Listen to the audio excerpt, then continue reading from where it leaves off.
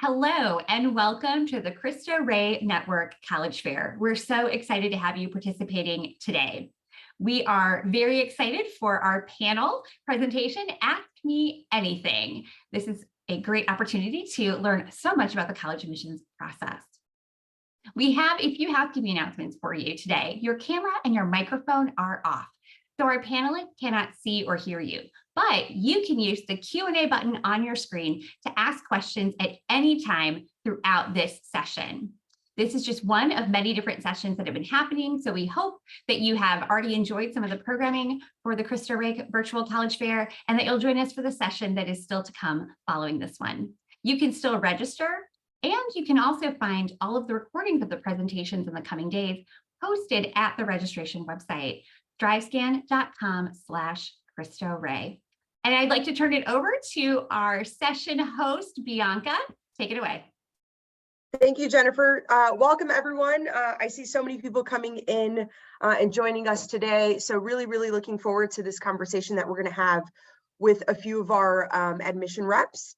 We're going to get started here with a quick introduction. So Marta is going to start with an introduction. I'll also introduce myself really quickly. My name is Bianca Price. I'm the Director of College Initiatives for the Cristo Rey Network. And just one quick tidbit, this is a discussion for you, right? This is time for you to share any questions that you maybe have for an admission rep. So please feel free to ask those questions in the Q&A section. So we'll be using those to sort of guide today's 45 minutes together. But Marta, please take it away, introduce yourself, tell us where you're, who you're representing, what college you're representing, and share one favorite memory that you have from college. Definitely. Hi, everyone. Thank you so much for joining us. My name is Marta. So I actually identify as a first-generation low-income student. I'm with Georgetown University. And so at least I was. So I just graduated. I still have that student mentality, I suppose. So, I will have that perspective, coming from a large public school in the LA area to, a private school on the East Coast. I have that perspective. And now I'm an admissions officer with Georgetown. And that's a little about me. And I think I would have to say my favorite memory from college, at least one of my core memories, was when my Spanish teacher invited us all to a potluck at his house, and he all assigned us different things to be making. So that was really fun. By the time we showed up at his house, we realized that he had doubled down. So 2 people were making flan, 2 people were making paella. So that way, just in case someone had messed it up, we had 2 of everything, and it was delicious. It was a great dinner. So that was really special, I felt. Awesome. And we have Erica Woods just join us now. Erica, can you please introduce yourself, share what university or college you're representing today, and one memory from college, one of your favorite memories from college? Okay, that last one's hard, but I'll start with the first ones. Hi, everyone. My name is Erica Woods, pronouns are she, her, and hers, and I am Senior Associate Director of Admission at Villanova University. I've been here, this will be starting my 5th year at Villanova. My favorite memory from college, oh goodness. Honestly, I don't know if this is like cheating, but like, the friends that I have made in college are literally like some of my best friends that I have now. I do have a few friends from high school, but the majority of my friend group are friends that I've made in college. And that is for me, like just having friends for this long and like, I don't know if that's a memory, but it's really just like my favorite thing that I did get from my college education. Wonderful. Well, thank you for sharing, Erica. I'll share my favorite memory. So I'm from Chicago. I attended the University of Illinois at Urbana-Champaign. And in my 2nd year of college, I was taking a Latino Studies class or course. And oftentimes, in high school, what you learn is kind of like just what you see, what you read, what you discuss. But our professor had mentioned that there was a protest actually happening that was like sort of aligned to what we were learning. And so there was this moment where we could participate in this activity if we wanted to, this protest. The protest really aligned to not just the things that I was learning, but like also my own values. And it was also the first time that I had ever participated in something like that, in a protest, in engaging civically. And I was joined by hundreds of other students who were walking out with me and reaching out to our Congress people and legislators. It was also the first time that I realized my active duty within the political system. And that sort of catapulted other things in my life that I ended up doing. But it was just this really, really wonderful moment where what I learned sort of came to life, and like I got to participate in, you know, some of the things that were happening on campus. Awesome. So as a reminder for those that just joined us, this is Ask an Admission Rep Anything. Our two admission reps, Erica and Marta, have tons of experience. And so if you're a parent who is just like, I'm curious about this one thing, or I'm curious about X, Y, or Z, or if you're a student who is starting this process and you'd like to ask them a question, please feel free to click on that Q&A box at the bottom and post your questions in the chat. Okay, so the first question that we've got is, what is the most common question you get from students, and what is your response to that question? I think one of the most common questions I get is how to stand out. I think that is, which understandably so, particularly for schools that are getting like tens of thousands of applications every single year. Like, you're like, how do I differentiate myself amongst the other thousands of students that are applying? I guess my best response to that would be a few things. One is, I know this is going to sound really like after school special. Well, they don't really have after school specials anymore, but you know what I mean. Like really just genuinely being your unique self. I think sometimes we tend to think that we're not as unique as we are. And particularly with our students, like you may not feel like you are like very, very special, but you are an individual. And I think the best thing that you can do is really to use every single part of the application as one whole piece. Think of it as an entire package, so that you can, and use every part of it to show a different side of yourself, or to show something else, something new about yourself, because we're seeing everything as a whole package. So taking that time is super, super helpful to do that. Also, I would say, particularly when you're applying to schools, learn something about the institution, learn something about the culture of that school, and see how you can align yourself with that culture, or align yourself with the values of that institution. And if you can specifically show how you are in line with those values in a specific culture, I think that's a great way of sort of standing out a little bit from the crowd. That was really good, Erica. You took the words right out of my mouth. That's one of the most common questions. I would say the second most common question is, what SAT score do I need to get in? What ACT score do I need? And of course, or what GPA do I need? And of course, the answer is, a lot of institutions do have this holistic admissions process, meaning that we read all parts of the application. So as you were saying, like treat it as one big thing. And so, maybe you don't test quite as well, but you've taken advantage of a lot of different opportunities at your school. And so that's gonna, stand out as well. So I would recommend, don't be too afraid if your SAT score is not, a perfect score or anything like that. Like that's not the majority of students at a school. We're not looking for all, class presidents or anything like that. And I know that's also cliche to say, but it is very true. That's not the make or break piece at all, for sure. Awesome. I'm gonna share one common question I get as a counselor, and it is, what scholarship should I apply to? And it's always almost like, what scholarship should I apply to before what college should I apply to? And so I think one of the things that you should really consider as a parent or as a student is that oftentimes you'll get the most amount of money that you'll ever get from the actual institution itself.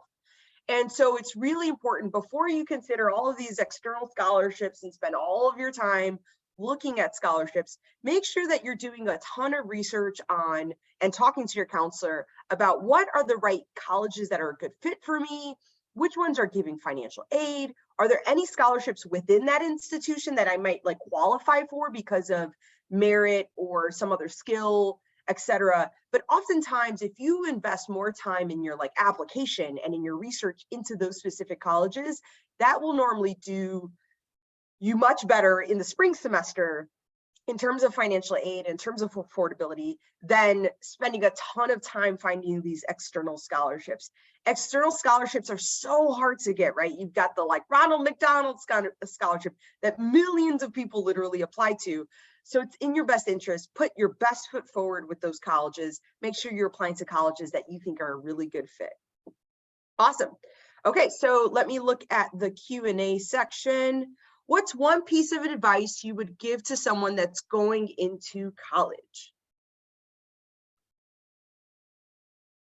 One piece of advice that I would say, well, as you're transitioning in, is to ask for help. I think that especially, you know, if you're on this call, you're Cristo Rey student, you're probably used to being like, you know, the smart kid, you know, you're used to like, you know, you go to class, you tend to do well. And I know that, and I think sometimes when you are in college and you've achieved this wonderful thing, at least this was how my experience was, if you can relate, great. I know that you know, growing up, I've always been an honor student, always been really good, I was really smart. And then I got to college and things got really, really hard. And then I felt like everyone else was getting it and I wasn't getting it. And then I felt like, you know, silly or stupid to ask for help. But the reality is like everyone struggles, and also the smartest students are the ones that ask for help. So I would say, you know, and don't wait till like the last minute, like be proactive about it, like utilize the supports that are there, utilize office hours, utilize if there's a writing center, a math center, whatever it is, if they have free tutoring at your institution, utilize all of those supports, and don't be shy to say, hey, look, I don't get this and I need someone to explain this to me until I get it. Like that is something that I learned, I think, way too late. So just like that transition from high school to college is so different and so challenging sometimes that like, don't be shy to utilize those resources. It doesn't mean anything. It just means that you're doing what you're supposed to do. That's really good advice. I also find that office hours are just a good place to come and like chat with professors. You know, they're also just really cool people who have life experience that is incredible. You know, maybe you've never met people from that part of the world or who do that kind of thing. So that's great advice. The second piece of advice I would give is, you know, college, you come into it, at least my experience was, you know, you want to sign up for everything, every club, every org, very fun, you know, and then at some point you find you're a little overcommitted. You're doing all these cool things. So I would say, don't worry about saying no, saying like, you know, this is something that maybe I thought I would try, but actually it's not going to be a good fit for me. Like, don't worry about, you know, do a bunch of things, try them all out. But then at the end, if, you know, you feel like you're signed up for a lot of things, it's totally very okay, very normal to do more things at first and then whittle it down a little bit to your core interests for sure. There's this other question, and I'm taking this almost as like, do people actually use it? So do students use any on-campus tutoring programs or rating centers? For those of you on the call, I don't know if you spend a ton of time with engaging with current students, but who, like you kind of mentioned this, Erica, who actually uses the writing center, or do people actually use it? Like, are people not really using it and it's just like sort of like stays empty? What's the deal with those sort of centers and support areas? The smartest kids use them. Yeah. Like I'm like not even trying to hold you. Like the smartest kids are the ones that are using those. And I like seriously. And again, like I think it's not just like the people that are just like, I don't know, but literally just trust me on this one. The smartest kids are the ones in those writing centers or the math centers or the science lab, whatever your school calls the thing. I guarantee you it's the students that are getting the best grades are the ones that are sitting in office hours, you know, knocking down the professor's door, the ones that like, those are the ones that are getting the best grades. Absolutely. Yeah, and I would say oftentimes, you know, it's like grad students who are going to be at the library anyway, like they have a ton of English experience. You can come to them with literally, maybe you have an essay already and you want them to like fine tune it. Maybe you don't have any idea and you're like, where do I start? Especially with research. So once you start getting into like research papers and things like that, the librarians and the writing centers are really good for like just guiding you at the beginning to find what references you want to be using and then crafting that. So truly, especially once you start like writing out at a college level is a whole nother beast that you have to learn. You get a few bad grades on some papers and you learn it the hard way, but don't do that. Go to the writing center beforehand and, save yourself. Yeah. So my sister's a librarian. She was actually a librarian while I was at the same college while I was at U of I. And I feel like I had like the insider scoop on some of these additional resources. So at U of I, there's like different libraries. There's obviously the undergraduate library, but there was like the Library of Education. There was the Library of Art History. There was a library. So, I got my first big research paper and I'm kind of freaking out. And I'm like, I need to figure this out. I'm a freshman. I need to figure this out all on my own. And my sister was like, no, like, okay, so you know what you want to write about. Like, go to the library and they're going to refer you to really, really amazing resources and references and then you kind of build from there.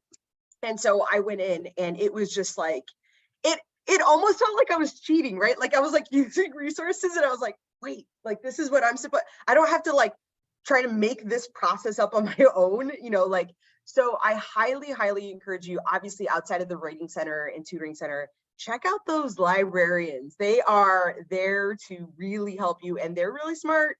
And oftentimes they're also like specialists in that area, right? Like they are like a specialist in a certain area. And so they can really, especially if you go to like a larger research institution. I've got a couple of questions here that from students that have asked beforehand, before this session. And so there's a couple of parents on here, so I want to ask this question for sure. Do colleges care if my parents went to college or not? There's that question on the Common App that says, hey, what's your parents' educational, what's the highest education that they went to? So one thing I want to say with the Common App in general, so colleges, particularly colleges with a holistic review process, like myself in Georgetown, we always want to evaluate every single student within the context of opportunity. So that means that we're asking questions, not just to be nosy, but really to try to get a full understanding of what's around you, what's available to you, what's the household like what's your school like, because we're trying to understand the context of opportunity, and we're trying to evaluate you within that context. So that being said, we also understand that there is a privilege in having parents that have graduated from college or gone on to get advanced degrees. Being a child of that, that's a privilege, and that's a privileged environment. So we want to evaluate every student within that context. So if your parent did not graduate from college, that's called being a first generation college student. And a lot of times we do, there might be additional supports that we can offer for those students, might be additional scholarships we can offer for students that are first gen, because we understand that that's kind of overcoming something, you know what I mean? Like if you have a parent that went to college and they might understand the process a little bit differently, they might understand what office hours are to be able to say, hey, have you checked out your professor to go to office hours? Like just knowing that term is a privilege, and so if you have a parent that maybe was not able to go to college for whatever reason, they may not know those specific things to help to pass that knowledge on to you. So I want students to know that like that's not going to be looked at against you in any way. And I know that's really all students want to know is it's going to be a negative thing against me, and it's not. Absolutely will not be. If anything, we're going to use that to help and assist you with more support. Yeah, I don't have much to add to that. It truly is quite compelling when, a student who maybe hasn't had college as part of the conversation, is out there signing up for their own SATs and ACTs because they know that's something they have to do. Like, that's incredible. And that just shows, grit and endurance. And yeah.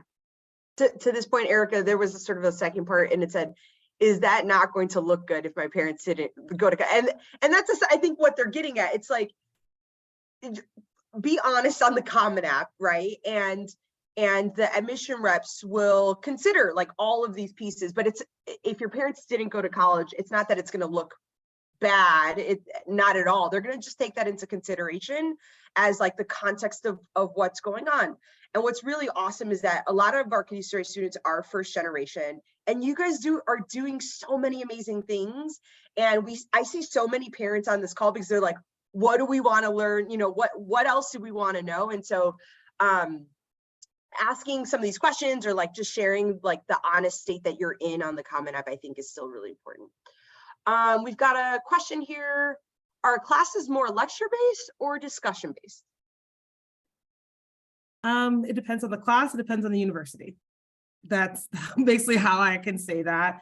So I just background on me. So I work at Villanova University. This is actually a third school that I've worked for. I previously worked for the University of Michigan and Temple University.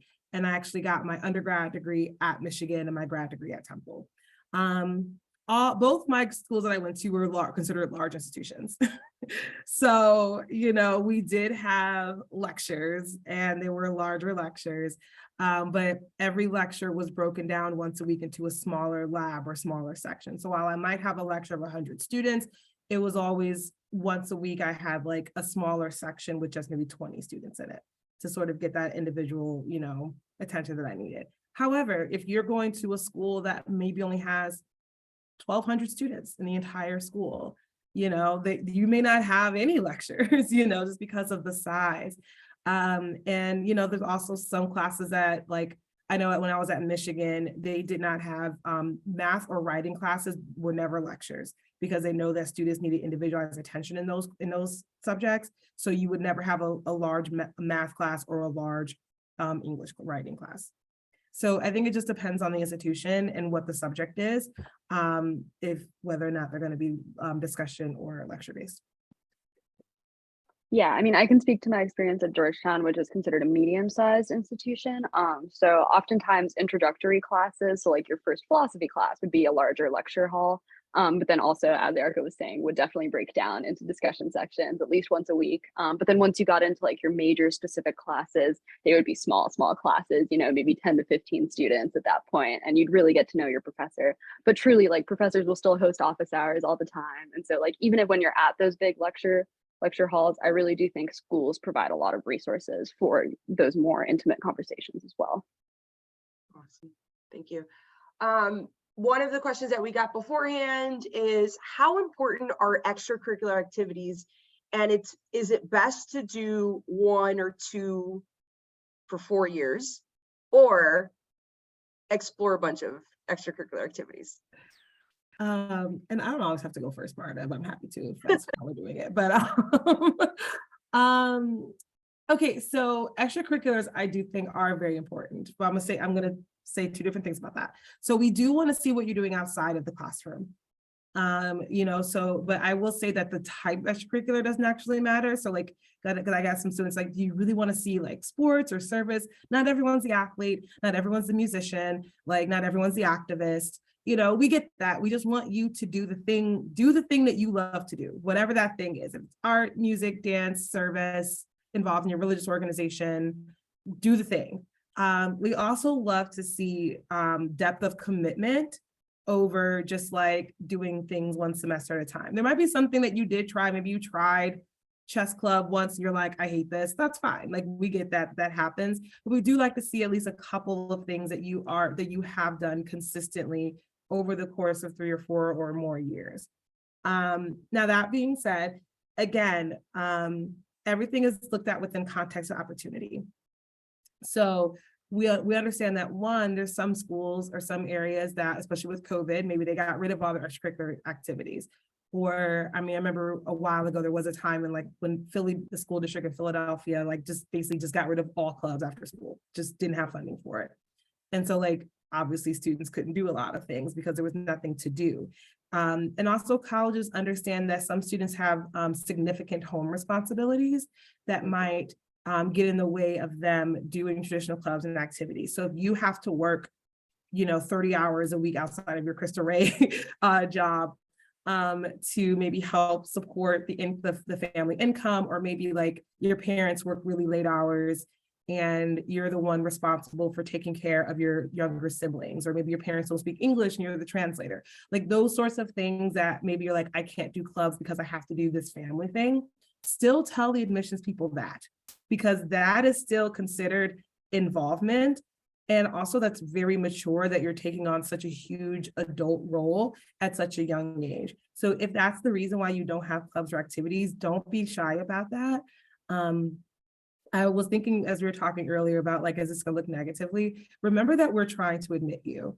We're the Office of Admission, not the Office of Denial. Like we are trying to actively admit you. So the things that you say, we're not trying to use them against you. We're trying to use the things that you're telling us to your advantage. So tell us if that's your situation. I really quickly, I just love that you said we are the Office of Admission, not the Office of Denial. I think that's really important for those of you on this call that are or like watching later on that are listening to this. Oftentimes our students come in and say, what are all the things that are going to be my ding, right? Like that are going to like look at the reason why they don't accept me, right? And so like put your all the good things forward, and all the things that you're doing forward. Marta. Yeah, I was gonna say it might really be something just mundane, you know, maybe like you really got into gardening or cooking during COVID and that's something that you're interested in. And like maybe there's no official club or any, but there's something like that's your passion. And so there's oftentimes as well space to write an additional essay. So that would be a good spot to include something like that. And truly like showcase your, you know, your heart is in it. And that's kind of the thing that's compelling. Another word about like what expectations we have for extracurriculars, there truly isn't any. I have an anecdote about a student who came up to me a few weeks ago and was like, Marta, I'm really worried I'm not going to get into Georgetown because I don't play any sports. Everyone I know who went to Georgetown played a sport. And then she asked me, and of course I played a sport in high school too, unfortunately. So she was like, oh my gosh, I'm never going to get in. And I was like, no, that's totally okay. Like, she does different things, you know, she volunteers at a hospital and that's like the thing that she loves to do. She's like, I'm not athletic at all. That's okay. That's, you know, don't do it just because you think, you know, you have to. You really, really don't. That's amazing. I love that. We've got some things about like the actual application. So I'm going to kind of join two questions together. What are the kinds of questions that you may find on a common application or an application for those of our maybe sophomores or juniors that are on the call that have never seen an application before?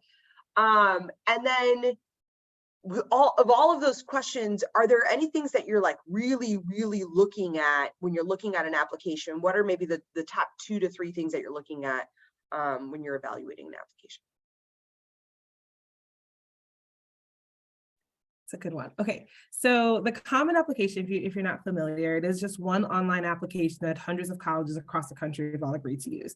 The reality is we all ask a lot of the same questions. So this way you can just fill it out once and then select which students receive it. Now, some schools might have what we call a supplemental page on the Common App that might ask like university specific questions, but pretty much it's just one uniform app. A lot of it in the beginning is just going to be biographical data, like your name, address, you know, who do you live with, what's your senior year schedule like. There's going to be a place to put all your extracurriculars. There's going to be a place for your essays, of course, and also a section for additional info. If there's just anything else you want to tell us that we just don't know. I would say, oh goodness. So I think the things, outside of grades, I don't know if that's something I could say. I mean, obviously your grades are super important. We want to see that the transcript is, you know, obviously we want to look at those grades. But I know for us, something that's very important for Villanova specifically is because we don't do interviews, the essays are really, what I always tell students, like the essays are the only place where I can hear your voice. Because you don't have a voice anywhere else in your file. Like, you know, the Common App, like I just said, is like name, address, birthday, ethnicity, like, okay, you know, and like your rec letter, someone else writes those, your transcript just kind of is what it is. So the essays are the only place where like you can speak to the admissions counselors in very real time of like, this is what I want you to know about me. So that's the place where I think it really comes alive. Versus just being very like, you know, like check the box of, oh, do you have this prerequisite? Great, you know. So I think that's something that's very important for us to like going back to the first question to help you to stand out. Awesome. Thank you, Erica. So of course, Georgetown is a school that is not on the Common Application. Right. We're very fun that way, but I do tell students, that it is very similar to the Common Application. So we are asking a lot of the same questions, the same demographic info, the same, info about why. So one of our essay questions is, why do you want to study what you want to study? So like my big advice there is, of course, make it unique to you. So we get a lot of essays that are like, I really want to study medicine because a doctor really did a good job helping my sister when she broke her ankle, and I really loved the way that he made her feel better. And that's incredible. Like, that's awesome, that's very compelling, but anyone could put their name on that. So we want it to be very specific to you. We also want to see that you've done research about the school, so that it truly is a good fit for you. It's really hard when you read an application and it says like, I really want to be a part of a sorority at Georgetown, and we don't officially recognize our sororities or something like that. So something very much like where you could tell the student maybe wasn't quite sure, but that'll be a big question. So the personal statement is a big whole thing where we can really see your voice. But that's, a question about where you're from a little bit, who you are now, and where you're trying to go essentially. And that's really often a very compelling part of the application. I want to take a couple seconds for the parents and the students to just really hear a couple of those things. We heard a lot of like authenticity, like be your authentic self. Don't I feel like when I work with students, oftentimes they're like, what do I need to say to get in, right? Like, and it's like, no, that's the wrong way to get through this. Like, who are you, right? Like, and that's a hard question, but like, what, like, I've read personal statements where they're really funny because the kid is really funny, and they're like, I'm like, yes, absolutely, this is wonderful.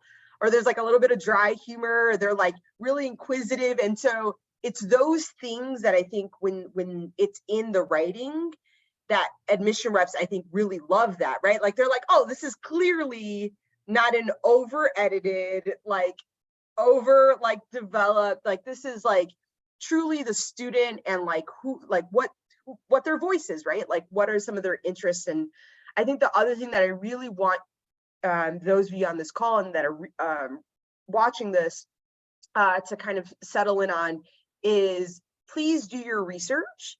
And if you are writing a why this college almost, right? Like Michigan, Erica, you mentioned the University of Michigan, Ann Arbor, they've got many schools have the like, why this school? And it's really, really important that you're not just writing an essay that you can change the college name and it's kind of the same thing.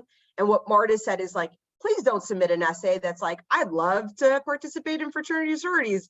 And then like the school doesn't even have fraternity sororities. Like, that is a clear way to say that like, this person is just kind of pushing out their applications just to see what bites. And the last thing admission reps want to do is just like read through something that is, super generic. I'm going to ask a question just because I'm curious. I'm going to ask my own question. How many essays do you think you read in a season, an application season? Give me a number. What do you think your number is?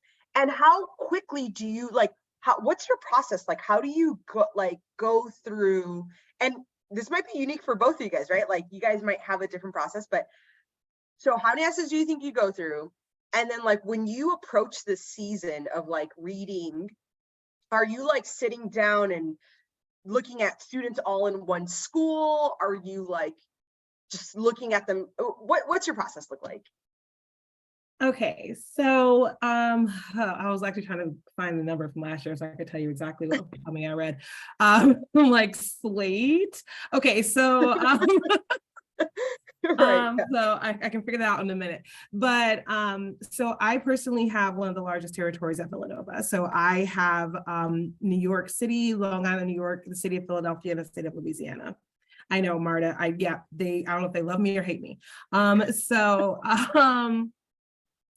personally, I read the bulk of the files.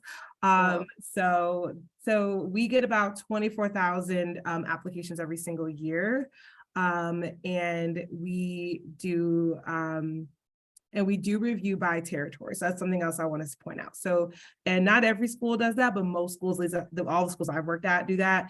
So we do review by our specific geographic region, which means that every single application that comes out of one of those areas I just named has to go through me.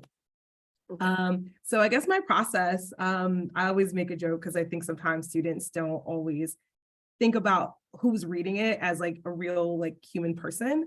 And every school, of course, is going to have their own process. Like my friend worked at, I think at Swarthmore, and they all literally read the apps together, like each and every one as a staff, which I'm like, that's really cute. We do not do that. So I mean, honestly, like we read the app. So there's different like levels to it. But when I'm personally reading my files, we do a lot of our app review at home. So I'll be in my desk, at home, with my dog and cat, like, just like a regular person, listening to music and reading the apps. And I do like to read by school, particularly since those are big territories for us. So I usually have large school groups. So like I might see like we get a lot of apps from like Cristo Rey Philly, Cristo Rey Brooklyn, Cristo Rey New York City. So I'll like go think like, okay, today is the day I'm going to read all of Cristo Rey Brooklyn. And I'll sit down and I'll just go through all the Cristo Rey Brooklyn apps at once. Because honestly, it's just easier for us to do it that way because my mind is already in the context of Cristo Rey Brooklyn. So I know what to look for. My eyes know where to look for certain requirements. I know where, I know where things are in the transcript. So it goes by faster. Talking about speed. Typically you're gonna spend like about 5-ish minutes per app. Wow. Like that's it. So Yeah. Otherwise you would never hear back from us. Like just being with 24,000 apps. Yeah. There's no way to, yeah. You just would never hear back from us ever. So as far as the number, which I was trying to figure that out for you, which I actually probably did not. But definitely, so I will say this, New York is our second most popular state for admission. So between New York and New Jersey, that's about almost 2/3 of our application pool right there. Wow. And I read New York, so. So you're reading a third of essentially the application. Almost a third of the files are gonna come through my desk. So yeah. Okay. Can I ask a clarifying and Marta add the clarifying question to this question? Do you read personal statements? Yep. And then, or are you doing like the whole app, letter rec, the whole app all together, and then you go into the whole app? What do? So I like to, everybody does it a little bit differently. I know some people that start with the personal statement and then they read the rest of it. I like to read it last. I just like to get all the like, the easy, like the check stuff out the way, like, okay, like, do they have, like, if they're applying to like engineering, do they have physics and calc, like stuff like that. I'm like, okay, let's just get that boring stuff out the way. Then I'm like, okay, here we go. Now that I know all of that information, now I can read the essay. So I actually do read the essays as the very last thing. So I like to start with transcript, just to get that context. But then I do like to end with like the rec letters and the essays, just because I don't know, it's a nice way to end it. Thank you. So this is actually going to be my first reading season. I'm very, very excited. Yeah, I've been telling everyone in the office. I think you just scared her, Erica. I know, a little bit. You were like 5 minutes per each. I've been telling everyone in the office that I'm reading everyone's entire application, no matter what it takes. And so they were like, that's going to be a lot of late nights for you. Have fun, Marta. Yeah, definitely. But so we get around 36,000 applications. So what it's going to be, there are 16 of us in the office. And I'm going to be reading at least 2,000 apps over that. And then each one has 2 long essays, so around 4,000 essays for me. So that'll be fun. And I do think, so we're going to be reading it, I do believe, like as a whole, of course. And I think the personal statement, I'm just going to read in order. So I'm going to read transcript, and then I'm going to go to personal statement, and then I'm going to go to recs and things like that. That's how I think I'm planning on doing it. But I just wanted to mention a common misconception I had first, and I think it's a common misconception for a lot of people, is that it's just one person reading your application. And it's often not. The way that it works is you read for a specific school. So let's say you have a ton of people that want to go into, like, let's say foreign service at Georgetown is something very popular. And so students from that school will be reading, professors from that school, at least at Georgetown, will be reading. You'll have the dean reading. So very much, not just one person. And I was like, oh man, it's like an old white man reading my essays. And it's really not. Like it's a group of a lot of different people reading that. So that's something to keep in mind. And also it's kind of reassuring to me, at least. So wow, I think so I didn't know that. I didn't know that there were like so many different people reading. And I've been doing this work for a long time. So this panel truly is informative for all groups. I love that. So we only have 5 minutes left. So if you have any burning questions, please put it in the Q&A section. If not, I definitely have still a bunch of questions that were asked by students that they submitted prior to this panel. So again, please put that in the chat. But I'm going to go into one that I hear very often is applying early action, priority, early decision. Is it better? Okay, so here's the thing with ED. Okay, and I'm saying this as like, so this is actually the first school I've worked at that has early decision. But just I've also done work on the other side of the desk with students too. So I will say this: early decision is a card you have to play in the admissions game. Admissions is not a game, but if it were, this is a card that you would have. Early decision is a way to like colleges basically want something called yield. And what yield means is we want students who are actually going to enroll, because we know you're applying to like 10 schools. So we know we're just one of 10. So we are looking for students who are actually going to come. And early decision is really the only way to guarantee that a student is going to enroll. So early decision is, so we do, if you're one of those students that's kind of like, you know, you're looking at what the average, you know, scores are, what the average student looks like, and you're like, oh, it's a bit of a reach for me. Early decision might be a way to sort of like help tip the scales in your favor, because in colleges do tend to be a little bit more lenient with their requirements with early decision students.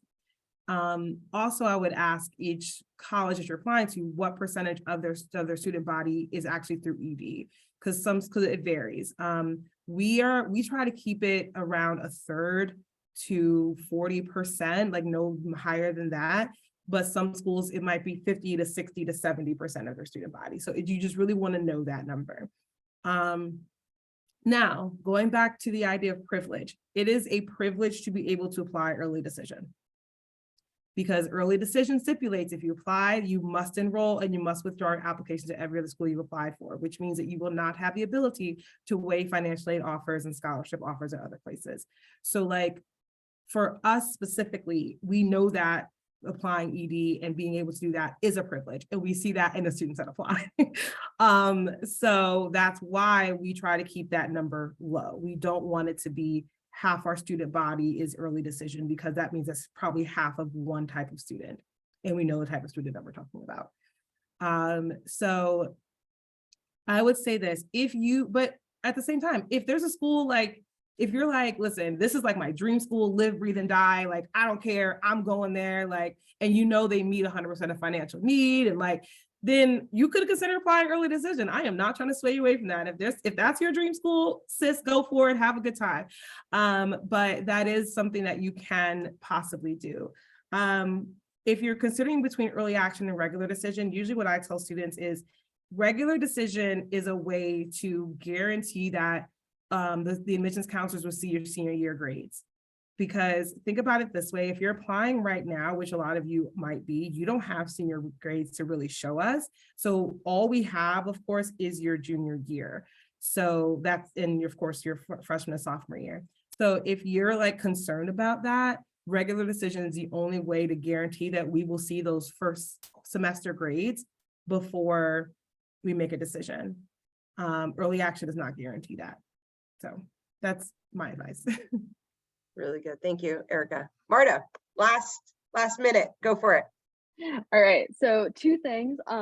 I would definitely look into who gets accepted early, because a lot of the times, you know, you think you see a high early acceptance rate, and you know, that's oftentimes legacy students, athletes, things like that. So maybe, but another thing I would also mention, applying early sometimes guarantees that your application gets 2 full reads, which could be a benefit as well. So, you know, weigh those things. It is a card to be dealt. It's an interesting card. It's got thorns for sure, but you know, keep that in mind.